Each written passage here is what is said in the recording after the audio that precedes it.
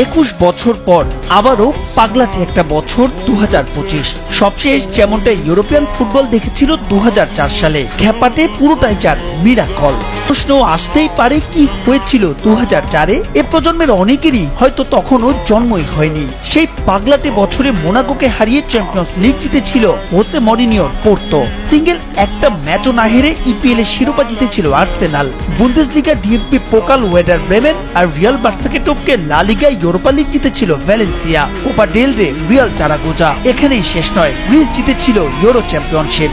2025 সাল ইতোমধ্যে সাক্ষী হয়েছে 3 ব্যতিক্রমের, যার শুরুটা এডি হাউয়ের নিউক্যাসলের হাত ধরে। শুধু ইংল্যান্ডই নয়, গোটা বিশ্বে নিউক্যাসলের কোটি ভক্ত।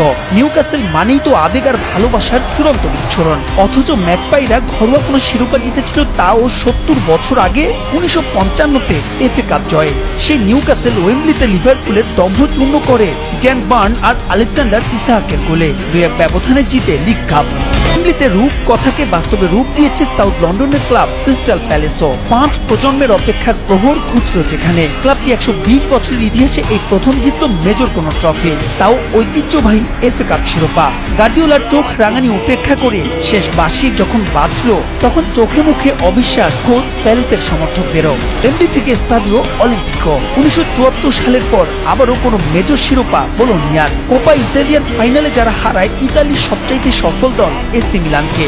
বাইরেও নিষ্পত্তির অপেক্ষা থাকা 4 ফাইনালেও থাকতে পারে চমক। 1991 সালের পর শিরোপার খরা খুঁজতে পারে টটেনহ্যামের। ইউরোপা লিগের ফাইনালে স্পারদের প্রতিপক্ষ ম্যান ইউনাইটেড। চ্যাম্পিয়ন্স লিগের ফাইনালে আছে কখনোই ইউরোপের শ্রেষ্ঠত্বের মুকুট না পরা পিএসজি। আর কনফারেন্স লিগের ফাইনালে কখনোই ইউরোপিয়ান কোনো ট্রফি না জেতা রিয়াল বেটিস। মিরাকলের অপেক্ষা জার্মানিতেও। ডিএফবি পোকালের ফাইনালে স্টুটগার্টকে চ্যালেঞ্জ জানাবে অখ্যাত অ্যামোনিয়া বিলেফেট। এমনকি এই বছরই প্রথমবার মতো বাংলাদেশ প্রিমিয়ার লিগের শিরোপাও জিতেছে মোহামেডান। সব মিলিয়ে 2025 সাল অনেকটা দিন মনে রাখবে বিশ্ব ফুটবল।